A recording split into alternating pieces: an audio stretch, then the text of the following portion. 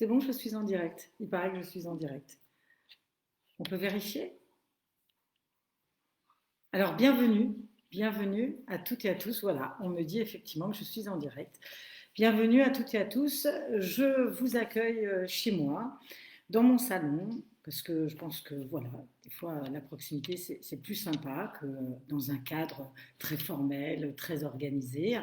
Et puis je suis vraiment très très heureuse de vous revoir toutes et tous pour ce nouveau Facebook Live parce que ça fait longtemps qu'on n'a pas fait de Facebook Live. Nous étions encore dans le premier tour des élections municipales. Et effectivement, entre-temps, il y a eu cette crise sanitaire très très importante.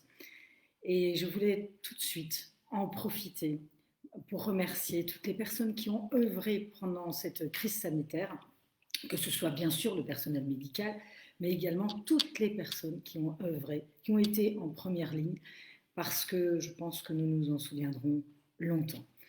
Je veux aussi en profiter pour remercier toutes les personnes qui nous ont soutenus, celles qui ont bien entendu dès le premier tour, qui sont allées voter, puisque je vous rappelle qu'il y a eu énormément d'abstentions, 74% d'abstention, 26% qui sont allés voter, mais je peux le comprendre, parce que plusieurs personnes avaient très peur d'aller voter et je peux le comprendre. J'espère surtout que vous allez voter au deuxième tour. Je vous rappelle que le deuxième tour des élections municipales, c'est le 28 juin. Donc merci à toutes les personnes qui ont cru, qui ont confiance et qui ont eu confiance en nous. Merci à ceux qui nous rejoignent.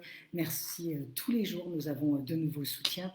Vous l'avez compris, nos valeurs, nos piliers sont la proximité, le rassemblement, le dépassement des clivages. Moi, j'ai la chance, depuis bien avant le premier tour, d'avoir su rassembler des personnalités de droite, de gauche, du centre, des écologistes, parce qu'il faut porter un projet commun ensemble, il faut que nous puissions le porter pour pouvoir sortir Mulhouse, parce que Mulhouse est en grande difficulté, nous le savons, la crise économique, la crise sociale, la crise écologique est devant nous et c'est pour ça que nous devons absolument se rassembler, être ensemble pour porter ce projet.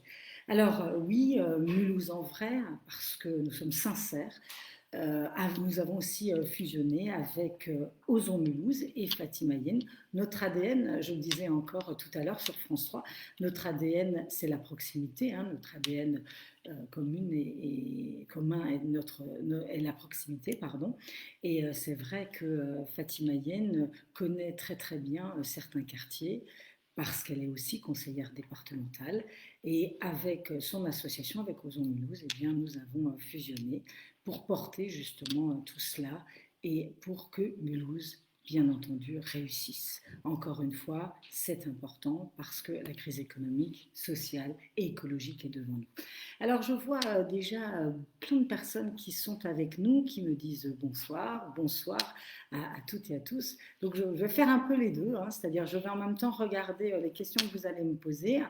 Je suis aussi entourée de 2-3 personnes qui seront là pour me dire si j'ai oublié une question, mais je pense que c'est aussi important d'être en direct avec vous. Alors je vous l'ai dit, les enjeux sont importants. Les enjeux sont importants et c'est pour ça que très très rapidement, nous avons déjà une question, et bien très rapidement, nous sommes en tant qu'élus en responsabilité et en tant que personnalité, très rapidement, nous avions un programme que vous avez encore sur le site internet. Nous avons réalisé déjà un programme par quartier. Alors ce programme par quartier, vous avez dû le recevoir. Est-ce que je peux en avoir un exemplaire? Merci. Ce programme par quartier, vous avez dû le recevoir. Donc ça, c'est un des programmes, le programme Reberg. Ensuite, vous avez le programme Vauban-les-Pères. Voilà. Donc ce programme, vous en avez reçu un ce week-end, bien entendu, dans vos boîtes aux lettres, parce que nous avons travaillé sur comment faire dans vos quartiers pour répondre à vos demandes, parce qu'aujourd'hui, on l'a bien compris, il faut absolument être en proximité et répondre à ces demandes. Donc je serai aussi là tout à l'heure pour répondre à toutes vos questions. Donc un programme par quartier, mais aussi un plan de relance inédit. Vous savez, c'est toujours simple de pouvoir dire, de pouvoir asséner un constat. On entend beaucoup en ce moment d'élus qui assènent un constat en disant, voilà, c'est difficile, il y a une crise économique, ce que je viens de vous dire. C'est bien, d'être d'accord déjà ensemble sur le constat. Mais faut-il, bien entendu, encore plus, proposer des actions concrètes. Les actions concrètes, nous les proposons parce que nous avons, je vais le chercher là, créé un plan de relance. Je ne sais pas si vous le voyez, est-ce qu'on le voit bien là? Un plan de relance inédit avec 5 mesures. Pour répondre aux enjeux, il faut avoir une vision à court terme et il faut avoir une vision à moyen et long terme. On ne peut pas se permettre d'attendre. Cette vision à court terme, c'est maintenant. Que faisons-nous maintenant?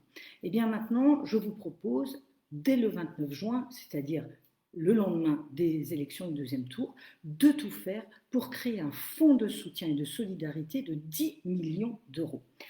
L'idée, c'est quoi? L'idée, c'est d'injecter de l'argent, bien entendu, dans l'économie locale. Donc, si on veut relancer cette économie locale, il faut injecter de l'argent et on injecte de l'argent grâce aussi aux Mulhousiens. Ça veut dire quoi? C'est-à-dire que l'on va lancer des bons d'achat de 50 à 500 euros pour tous les Mulhousiens qui iront, avec ces bons d'achat, consommer local, dans les commerces, dans les restaurants, dans les services mulhousiens, en injectant ces 10 millions d'euros dès le mois d'octobre, parce que le temps qu'on mette tout en œuvre, etc., en injectant ces 10 millions d'euros dès le mois d'octobre, je suis persuadée que nous allons relancer l'économie. Je me suis bien entendu entourée de parlementaires, d'économistes et de personnalités autres pour travailler sur ce plan de relance. Autre moyens et mesures sur du long terme, du moyen et long terme, c'est la création de 3 000 emplois. Vous l'avez entendu hier, cela a été annoncé, il y aura un plan de relance européen de 500 milliards d'euros.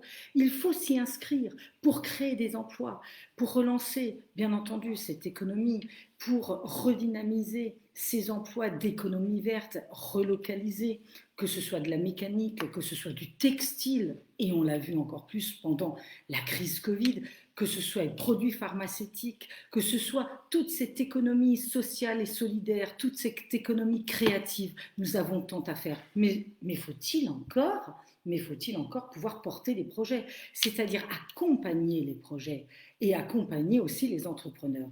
Une des mesures phares, c'est d'accompagner un accompagnement personnalisé de 1000 entrepreneurs.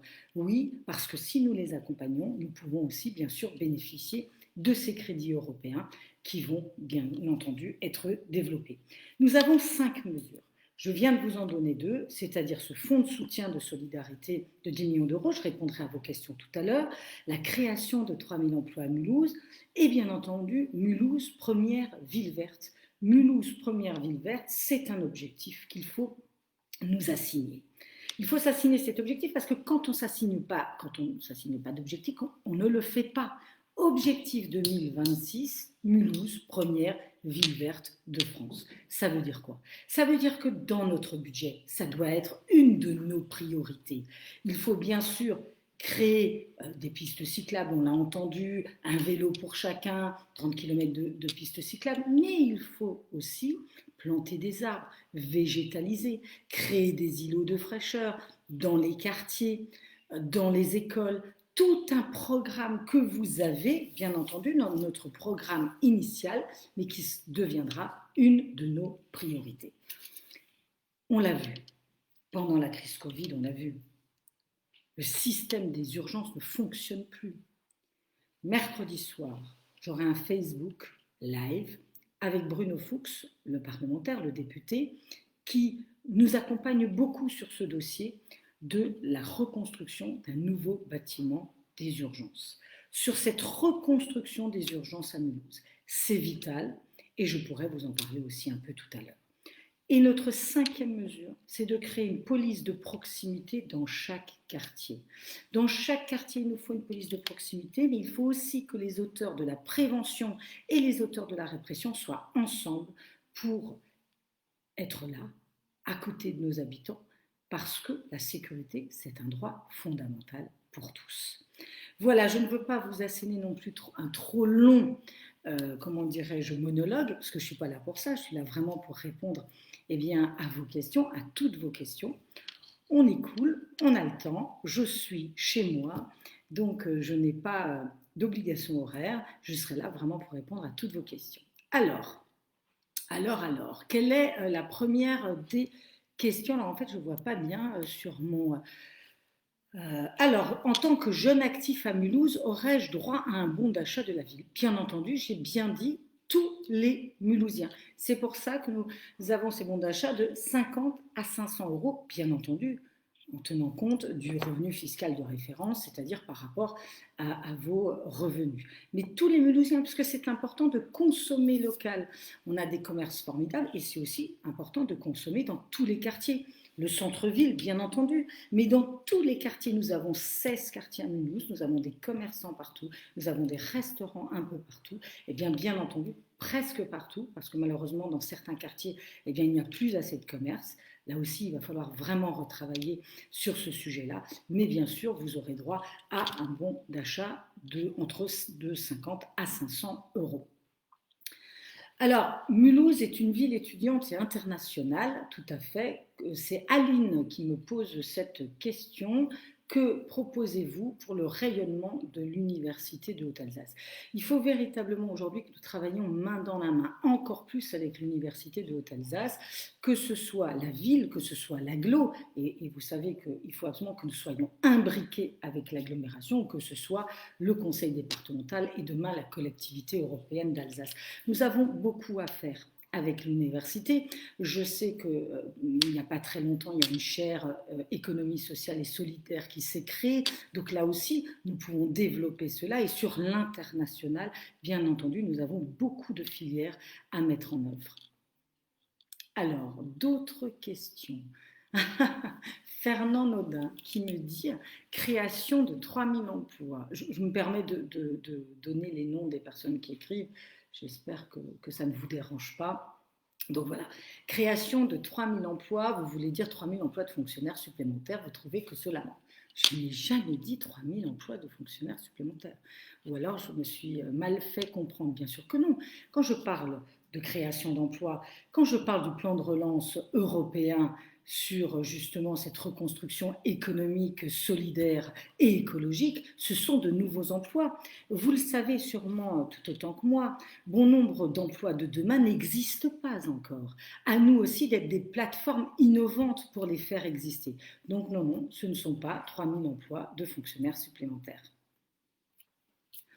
Voilà. Attends. Je réponds peut-être trop rapidement, non? Alors, qu'est-ce que l'on me dit? Bon, il y en a plein qui me disent bonsoir Lara, bravo, merci, c'est gentil. Ensuite, qu'est-ce que j'ai d'autre? Oh là, alors on m'écrit, alors je ne vois pas du tout, est-ce qu'on peut descendre un peu? Parce que, voilà. Alors, bonjour Madame Million, dites-nous s'il vous plaît. Je n'ai pas vu de projet concernant la parentalité et le logement. Je suis une maman seule avec 6 enfants qui a beaucoup souffert pendant la période de confinement. Vous m'étonnez. Quels sont vos projets pour les Mulhousiens concernant un logement adapté? Merci. Alors, c'est vrai que n'hésitez pas à aller sur notre site internet Lara Million parce que nous avions notre projet initial et là nous avons véritablement sorti un projet par quartier et les mesures de plan de relance parce qu'il faut prioriser cela. Il est évident qu'il faut travailler sur les logements mulhousiens, sur la réhabilitation énergétique, je veux dire pendant le Covid, on l'a bien vu. Vous avez, bon nombre d'entre vous ont souffert dans vos appartements, souvent où il y avait des fois pas de balcon, ou de surcroît, il faisait une chaleur parce qu'en plus au mois de mai, il a fait très chaud, avril-mai. Donc nous avons tout un travail à réaliser sur la réhabilitation thermique et énergétique. Et d'ailleurs, que ce soit vis-à-vis du conseil départemental, bon nombre de dossiers sont déjà soumis sur cette thématique-là, mais nous, la ville de Mulhouse, nous devons absolument travailler sur ce sujet. Donc c'est inscrit, me semble-t-il, dans le programme, j'en suis presque sûre. Est-ce que quelqu'un peut me chercher où c'est inscrit dans le programme? Parce que je pense que là aussi, sur les logements, il faut travailler pour la réhabilitation des logements, il faut travailler aussi sur la rénovation des copros en difficulté, mais il faut aussi travailler sur cette réhabilitation thermique. Ensuite, vous savez, je pense que sur la parentalité, il y a un vrai accompagnement. quand je vous dis que je suis un maire qui veut de la proximité. Ce n'est pas un mot. Ce n'est pas un mot. J'ai été adjointe à la démocratie locale. La proximité, je connais et j'aime ça. J'aime ça. Et je pense qu'aujourd'hui, tout est réglé lorsqu'on est proche des gens. Donc l'idée, vous le savez, c'est dans certains quartiers, on pourra en reparler, dans certains quartiers, eh bien, c'est de créer des mairies de quartier. Dans ces mairies de quartier, il y aura des services. Il y aura plusieurs services, dont la police de proximité, dont la place pour les conseils de quartier et autres, et évidemment aussi des accompagnements sociaux, peut-être aussi quelqu'un qui pourra et sûrement même vous expliquer les droits, les devoirs. Je pense que c'est important d'avoir cet accompagnement. Donc, j'ai effectivement tout un dossier sur le programme que nous avons mis sur Lara Million, le site internet de Lara Million, où on dit bien qu'il nous faut aujourd'hui un urbanisme éco-responsable, parce qu'on veut réellement s'engager sur une véritable transition énergétique en accompagnant les copropriétés, c'est ce que je vous disais, et les habitants sur la rénovation thermique. Voilà, je pense que j'espère avoir répondu, bien entendu, à votre question. D'ailleurs, je me permets aussi de la compléter. Quand je vous parlais de ces mairies de quartier, eh bien, souvent, ces dispositifs existent, mais on ne sait pas comment faire pour y avoir droit. Et je pense qu'un service, une personne qui peut vous aiguiller justement sur comment on fait l'accès à ces droits, eh bien ça c'est véritablement très positif. Donc voilà. Alors sur les mairies de quartier, je sais qu'il y a d'autres questions, mais je voulais tout de suite vous en parler. Sur les mairies de quartier, on avait dit création de 16 mairies de quartier. Vous vous en souvenez sûrement. Et vous voyez comme quoi je pense que c'est important aussi d'écouter, de réfléchir et autres. Je pense qu'aujourd'hui, dans certains quartiers, clairement, ce n'est pas une demande. Objectivement, le centre-ville, il y a la mairie. Le REBER, me semble-t-il, ce n'est pas une demande. Moi, je pense qu'il faudra réellement qu'on concerte. Dans d'autres quartiers, je pense qu'il faudra au moins créer 10 à 12 mairies de quartier, mais ça peut être une annexe, ce n'est pas une mairie, il n'y a pas tous les services. C'est du service public dans les quartiers. Et c'est très, très bizarre parce que la dernière fois, j'évoquais ce dossier avec certaines communes, et dans bon nombre de communes, ça existe. Et aujourd'hui, la crise Covid a montré l'importance de cette proximité parce qu'on aurait pu travailler pour le quartier, être en accompagnement social et en accompagnement d'information dans ces mairies de quartier si ces mairies de quartier existaient. Aujourd'hui, elles n'existent pas, donc on fera tout pour les créer. Une autre question. Jean-Frédéric, merci de me poser cette question. Aujourd'hui, j'étais sur France 3. Vraiment, revoyez en replay cette émission France 3. Je pense que cela vous expliquera bien des choses sur comment dirais-je, la tenue de notre ville aujourd'hui. Alors Jean-Frédéric pose la question, où trouver les 10 millions de financement pour les bons d'achat, sachant que cela devrait être sur le budget de fonctionnement de l'année. Totalement, Jean-Frédéric, je suis tout à fait d'accord. Alors, ce qui est drôle dans cette question, mais ils ne l'ont pas posée parce qu'ils savent pourquoi ils ne l'ont pas posée, les autres listes. Ce qui est drôle, c'est que personne ne s'est ému quand Loïc Méneri a proposé le transport gratuit pour tous. Personne ne s'en est ému, sauf moi, en lui rappelant que c'est 18 millions par an de dépenses de fonctionnement en plus. Parce que c'est 18 millions qu'il faudra donner à l'agglomération, parce que, évidemment, si c'est gratuit, si la ville décide que le transport est gratuit, elle doit financer, bien entendu, les transports. 18 millions d'euros par an. Personne ne s'en est soucié. Petit 1. Personne ne s'est soucié quand Michel Lutz a proposé la gratuité des plus de 65 ans, c'est entre 1 et 4 millions d'euros par an. Ça fait 24 millions. Moi, c'est du one-shot. C'est un investissement, j'injecte de l'argent. Oui, je vais vous dire comment. L'autofinancement de la ville brute est de 23 millions d'euros. De toute façon, il y a des dépenses qui n'ont pas été faites. Il y en a qui ont été faites un peu plus, mais nous n'avons pas l'information. Mais entre un budget et la réalisation, il y a toujours une différence. Parce qu'entre ce que vous prévoyez et ce que vous dépensez, il y a toujours une différence et c'est toujours en moins. Donc je pense clairement qu'entre le budget et le compte administratif, parce que c'est comme ça que ça s'appelle, eh bien, on pourra avoir 3 ou 4 millions d'euros. Et puis ensuite, c'est sur l'épargne brute, c'est sur l'autofinancement, c'est une priorité, c'est du one-shot, et ça sera en 2020. Sûrement, on a à peu près analysé la chose, ça sera sûrement entre 7 millions en 2020 et 3 millions en 2021, sur les 10 millions. Donc sur l'autofinancement, c'est une priorité, il faut savoir ce qu'on veut. D'autres communes font quoi? D'autres communes exonèrent de taxes foncières les commerçants pendant un an. Ils exonèrent ou ils remboursent, etc. Moi, ce que j'ai voulu avec mon équipe sur ce sujet-là, eh bien, c'est d'en faire profiter, bien entendu, et de soutenir le pouvoir d'achat des Mulhousiens et en même temps de relancer l'économie locale. Donc, sur un dispositif, j'arrange évidemment 2 cibles et les cibles importantes, ceux qui en ont le plus besoin, ce sont les Mulhousiens, bien sûr, et l'économie locale mulhousienne. Voilà, Jean-Frédéric, j'espère que ma démonstration financière, et je me permets quand même de rappeler à toutes et à tous que quand je parle de finances, je ne me permets pas d'asséner des chiffres ainsi. Je suis spécialiste en finances locales, je donne des formations au niveau de l'Association des maires de France sur les finances des collectivités territoriales.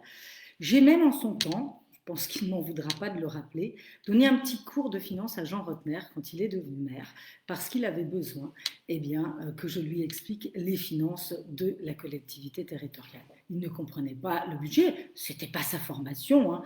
Moi, je ne comprends pas l'organisme humain comme il le connaît sûrement, mais je lui avais donné en son temps une formation sur les finances.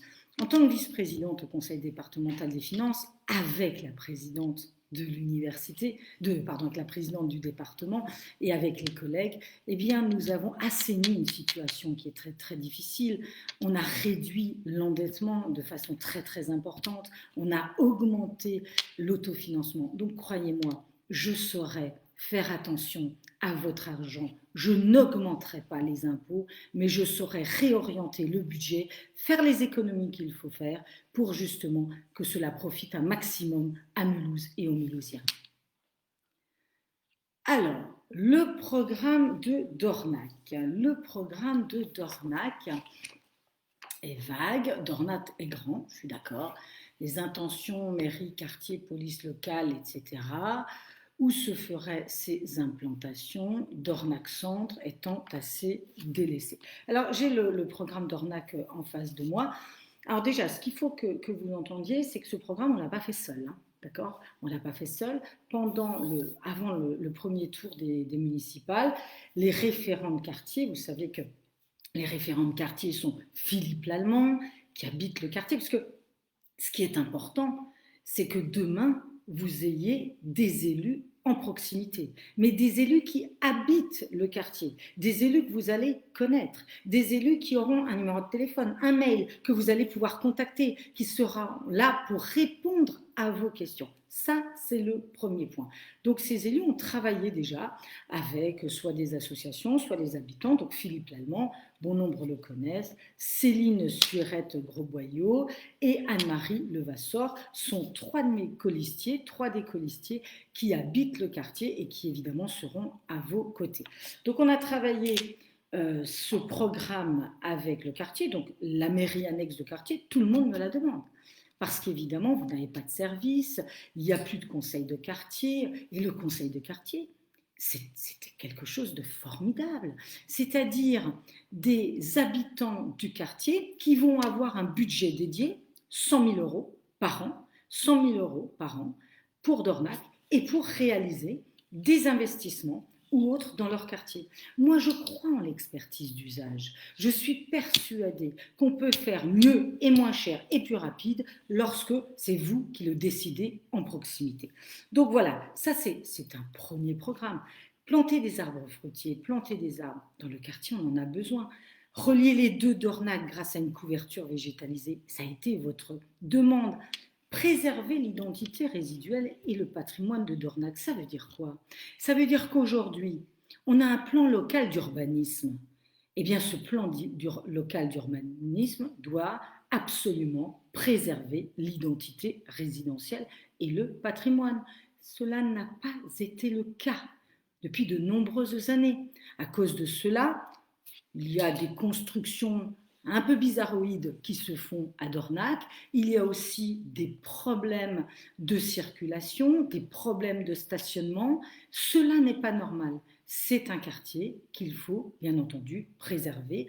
D'autres quartiers doivent être préservés et d'autres quartiers doivent être valorisés. Quand je parle de soutenir les commerçants du centre d'Ornac, j'y étais encore rue de Belfort la dernière fois. Ils m'ont dit, on ne voit jamais personne, rien n'est fait pour nous. Tout est fait pour le centre-ville. Moi, ça ne me dérange pas que des choses soient faites pour le centre-ville. Mais il ne faut pas oublier les commerçants des quartiers. Je pense que c'est important. Donc, bien entendu, c'est un début de programme, mais les conseils de quartier pourront, grâce aussi à ce budget de 100 000 euros par an, eh bien, proposer d'autres réalisations. Je pense qu'on va fermer les rideaux parce que voilà, j'ai le soleil, mais je pense qu'on ne me voit plus. Et moi, je ne vous vois plus non plus. Donc, c'est gentil. C'est mon mari qui ferme les rideaux. C'est quand même... Merci. Voilà. Merci beaucoup. Non, non, je pense que tu peux éteindre. Ça peut le faire. Voilà. Très bien. Oula, mais il y en a plein. Je parle peut-être trop, non? C'est très bien. Alors... vis-à-vis de la ville de Mulhouse. C'est Nicolas qui nous pose cette question. Vis-à-vis de la ville de Mulhouse et l'agglomération, comment faire pour devenir la première ville verte de France? Vous avez raison, ça doit être porté par la ville, mais aussi par l'agglomération et surtout aussi par le département et les autres collectivités.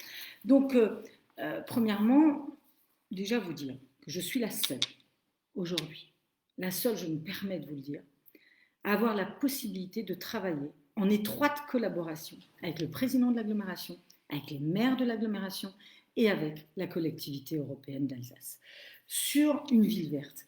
Mais on a tellement de propositions, je vais déjà vous en donner certaines. Mais n'hésitez pas à aller sur, encore une fois, le site. Donc tout d'abord, il faut créer des zones de rencontre. Alors les zones de rencontre, peu de personnes, sauf les personnes qui sont vraiment au courant des termes employés pour le développement environnemental, connaissent ce terme. Des zones de rencontre, ce n'est pas des zones où on se dit bonjour, parce que certains m'ont dit ça. J'ai rencontré une personne en lui disant, et je peux comprendre, hein, qui m'a dit, mais c'est quoi votre zone de rencontre? Les zones de rencontre, c'est des endroits dans chaque quartier où eh bien, il y aura un accès prioritaire, on va dire, pour les piétons, les vélos et seulement un accès voiture riverain. Donc ça veut dire quoi? Ça veut dire une sorte de piétonisation dans chaque quartier, des rues, des endroits, dans chaque quartier, où il n'y aura qu'un accès pour les piétons, les vélos et un accès seulement pour les voitures riverains. Je pense que ça aussi, c'est important. Quand je vous le disais tout à l'heure, il nous faut un plan vélo pour chacun, c'est-à-dire des primes pour acquérir des vélos. Ça reste, c'est-à-dire 100 euros pour un vélo normal et 250 euros pour un vélo électrique. C'est très important parce que si demain on veut que Mulhouse soit une ville verte et une ville où les gens puissent effectivement rouler en vélo, déjà il faut qu'ils puissent en acquérir et aussi créer des pistes cyclables. Parlons des pistes cyclables. Moins d'1 kilomètre sur 6 ans ont été réalisés par l'équipe en place actuellement. Moins d'1 kilomètre. Et là, en 15 jours, vous avez plein de pistes cyclables qui se développent. Donc, on se demande, mais comment ça se fait? Pendant 6 ans, ils en ont fait, ils n'en ont pas fait. Là, ils en font. Et aujourd'hui, sur France 3, Michel Lutz nous dit, oui, alors on en a fait, par exemple, celle boulevard Mitterrand, mais demain, on va l'enlever parce que ça ne correspond pas. Mais je marche sur la tête. C'est de l'argent public. Pendant 6 ans, ils n'ont pas pu réfléchir à faire des pistes cyclables longues, sécurisées. Ce n'est pas possible. Il faut travailler et travailler aussi avec des personnes qui, bien entendu, eh bien, roulent en vélo, c'est-à-dire des vrais cyclistes. Donc, ensuite, eh bien, nous allons installer des arceaux à vélo, créer une vélo-école, proposer un gravage sécurité vélo gratuit par an, parce que ça aussi c'est important, mettre en place des parkings sécurisés pour les vélos, ateliers, réparations et autres, créer des aires de covoiturage aussi aux entrées de la ville, développer l'offre de transport en commun le soir et le week-end. Et toutes ces mesures sont vraiment dans le programme initial. C'est une priorité si nous voulons que Mulhouse devienne ville verte et si c'est un objectif que nous voulons pour 2026. Nous allons aussi végétaliser les rues, les murs, les toitures. Tout ça, c'est un travail en commun et j'ai de la chance parce qu'avec moi, dans mon équipe, j'ai des personnes expertes, sensibilisées à ces thématiques. D'ailleurs, nous aurons un Facebook Live la semaine prochaine, justement, sur le thème de l'environnement. Voilà, alors, fantastique cette question, elle est faite pour moi. Alors j'en ai deux, mais je vais prendre la deuxième. Quelle place pour l'économie du réemploi, de la réparation, du recyclage? Vous ne pouvez pas me faire plus plaisir en me posant cette question. Je suis vice-présidente depuis 6 ans sur les thématiques déchets, sur la thématique réduction des déchets, sur la thématique du réemploi, sur la thématique du gaspillage alimentaire. Vous le savez, va être construite, va sortir de terre, la cité du réemploi qui va se trouver entre Sausheim et Ilzac. Et dans cette cité du réemploi, il va y avoir une recyclerie, il va y avoir des ateliers de réparation, des échanges, des conférences, parce que c'est une thématique tellement importante, le réemploi. Halte au gaspillage. Tout peut être réemployé. De plus, pendant cette crise sanitaire, on s'est bien rendu compte qu'il fallait vivre différemment, autrement, que la surconsommation ne doit pas se développer, elle doit justement se freiner. Le manger sain, le manger local, le manger bio, voilà, tous ces aspects-là sont importants. Et croyez-moi que nous allons développer ces aspects en lien, bien entendu, avec l'agglomération. Un des objectifs, c'est le 100% bio et local dans les cantines scolaires et sans augmenter les tarifs. Pour nos enfants et pour l'avenir de nos enfants, c'est très très important. Et je rappelle qu'une de notre autre préoccupation, c'est de faire de Mulhouse une ville zéro plastique jetable. Alors, que ferez-vous pour les quartiers délaissés sur le plan médical? Donc, vous avez raison, il y a véritablement, voilà, ça va mieux. On l'a vu, cette crise Covid. Alors, ce que je vous propose, je pourrais vous en parler, mais mercredi, nous allons avoir un Facebook Live avec Bruno Fuchs et nous évoquerons avec vous toute cette thématique-là. Il est clair qu'il faut un lien entre la santé et chaque quartier, mais on évoquera ces thématiques avec vous. Voilà. Il y a beaucoup de soleil quand même. Je ne sais pas, ça va? Ça ira, je n'ai pas besoin de le tourner. Très bien. Alors, Pascal qui nous écrit 16 mairies de quartier, où j'ai dit, vous l'avez entendu, ça c'est l'intérêt aussi d'écouter, de concerter. Ce sera plus 16, je pense qu'on sera plutôt sur 12 ou 13. Donc, combien d'embauches de nouveaux fonctionnaires, coût de fonctionnement, mobilité des fonctionnaires de la rue Marie Curie, nouvelles embauches? Très, très bonne question. Alors, tout d'abord, on va redéployer, bien entendu, des fonctionnaires. On va redéployer des fonctionnaires. Sur le volontariat. Vous savez, moi, quand j'étais adjointe à la démocratie locale, nous avions des fonctionnaires dans les quartiers. Tout ça a été supprimé. Mais quel dommage. Nous avions des fonctionnaires dans les quartiers. Alors, pas beaucoup, mais on en avait. Donc, l'idée, évidemment, c'est de demander aux fonctionnaires volontaires, et je sais qu'il y en a, parce que j'ai évoqué ce dossier avec les fonctionnaires, qui font d'ailleurs un travail remarquable. Certains aimeraient aller travailler dans les quartiers. Donc, il y aura du déploiement de personnel. Ça, c'est clair. Ça, c'est le premier point. Ensuite, il y aura une police de proximité. Une police de proximité que nous allons redéployer. J'ai évoqué aussi le sujet avec la police municipale. La police municipale qui aujourd'hui va une fois à Bourswiller, une fois à Dornac, une fois au centre-ville, une fois au Coteau. Enfin, ce n'est pas possible. Réorganisons la police. Réorganisons la police et appuyons-nous sur les policiers municipaux, sur les médiateurs, sur les éducateurs, pour faire et créer ce véritable pôle de proximité de sécurité, de prévention et de répression. Donc il y aura, et les agents de tranquillité publique, bien entendu, il y aura un redéploiement. Ensuite, vous savez, s'il faut embaucher certains fonctionnaires, parce que c'est important que cette proximité se développe et que grâce à cette proximité, eh bien, nous pouvons économiser parce qu'il ne faut pas rêver à partir du moment où on rend service dans la proximité. À partir de ce moment-là, eh bien, on a moins de problèmes ailleurs et donc on a moins de coûts ailleurs. Donc voilà. Après, votre question, je n'y ai pas tout à fait répondu. Nous avons, et je vais vous répondre maintenant, parce que quand il y a une question, il faut répondre jusqu'au bout, les coûts de fonctionnement.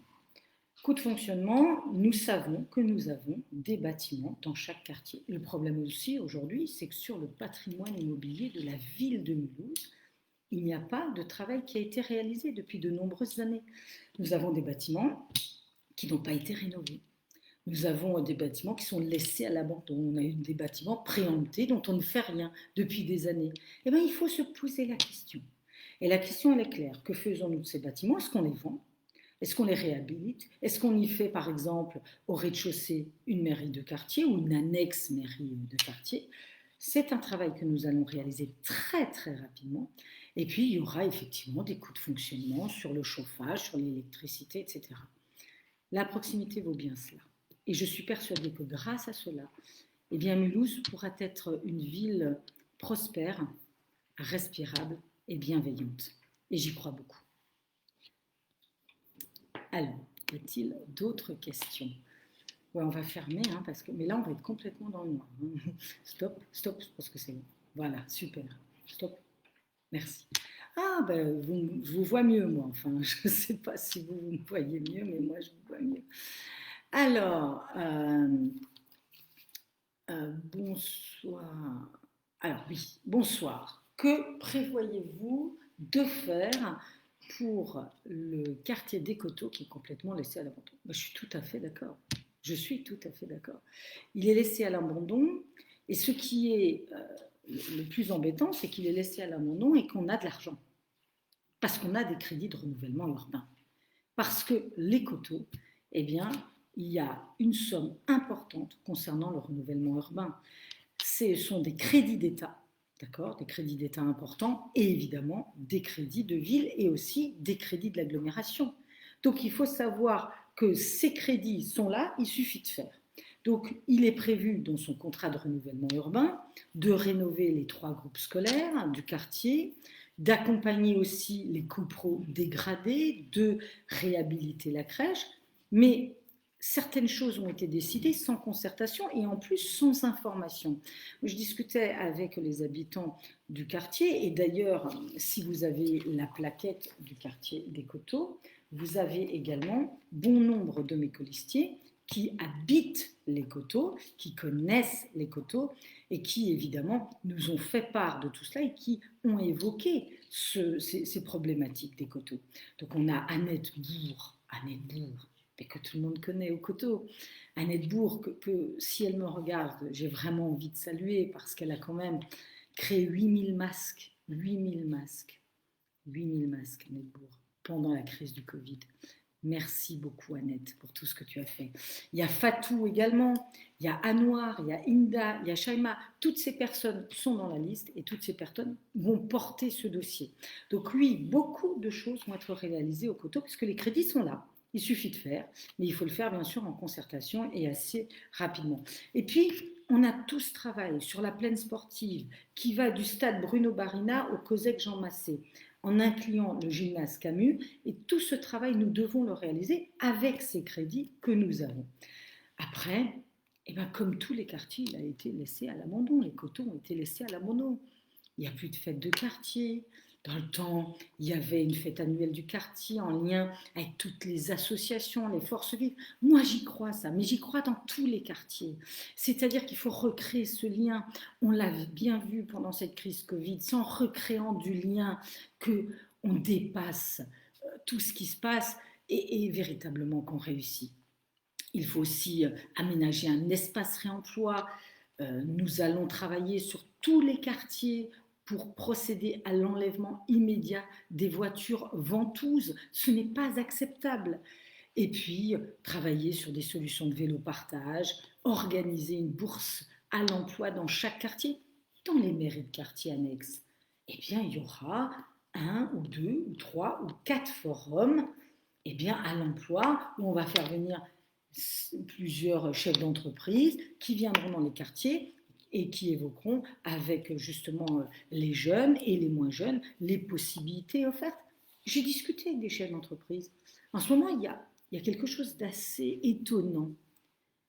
On a des jeunes qui n'ont pas de travail et le chômage va évidemment s'accentuer. Et de l'autre côté, qu'est-ce qu'on a? Eh bien, on a des entreprises qui cherchent des employés. Donc, qu'est-ce qu'on fait? Eh bien, on les met en contact. On les met en contact. Et quand on les met en contact au plus proche, eh bien, je pense que c'est comme ça que ça fonctionne. Voilà, donc vous voyez, les coteaux ne seront pas oubliés, mais aucun quartier ne sera oublié. C'est important de le dire. Aucun quartier ne sera oublié. Alors, il faut que je sois un peu plus courte dans les réponses, me dit-on. Ils sont sympathiques avec moi, vous voyez. Non, mais ça, c'est souvent le problème parce qu'on veut dire beaucoup de choses. Mais je suis là aussi pour évoquer avec vous toutes ces questions et pour vous donner des vraies réponses.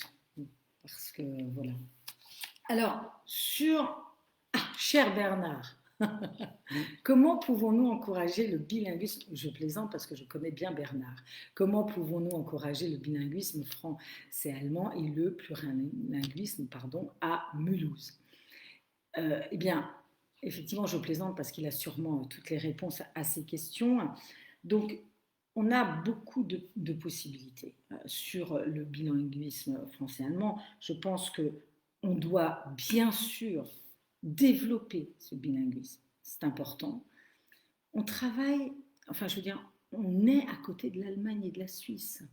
Aujourd'hui, nous avons bon nombre d'employeurs allemands et suisses qui recherchent des employés et qui n'en trouvent pas, et on le sait, qui déplorent le fait que les Alsaciens et le fait effectivement que Mulhouse et d'autres villes eh bien, ne soient pas assez en avance sur comment dirais-je, cette thématique. Alors, ce que je voulais vous dire, c'est que moi je travaille en lien direct, bien sûr, avec la présidente du conseil départemental.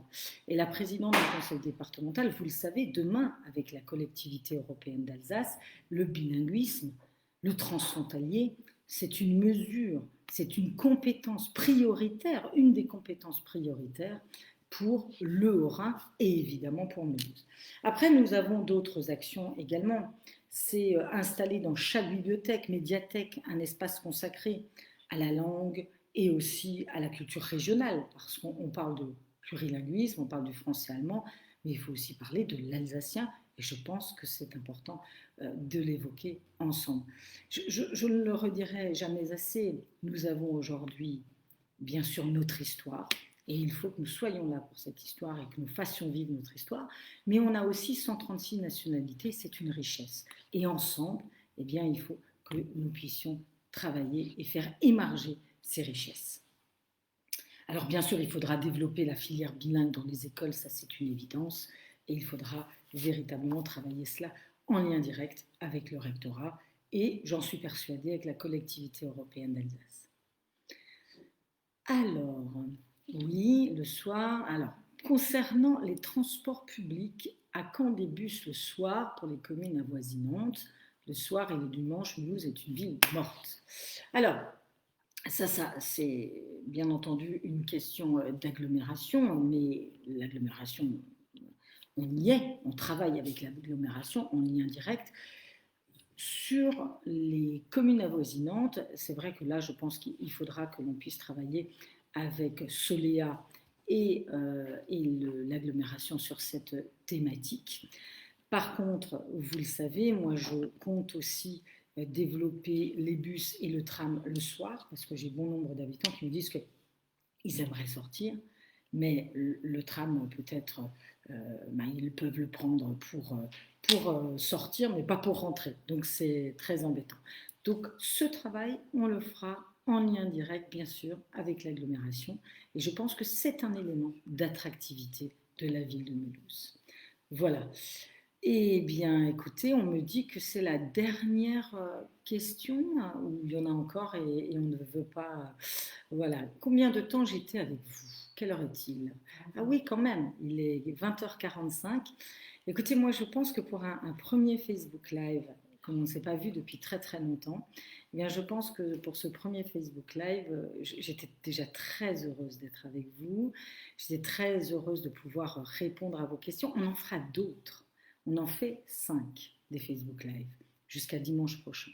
Donc, de toute façon, il y a une dernière question, me dit-on. Pardon, je pensais que c'était la dernière question. Très bien. Denis qui me dit, serez-vous sur le terrain même quand vous serez élu?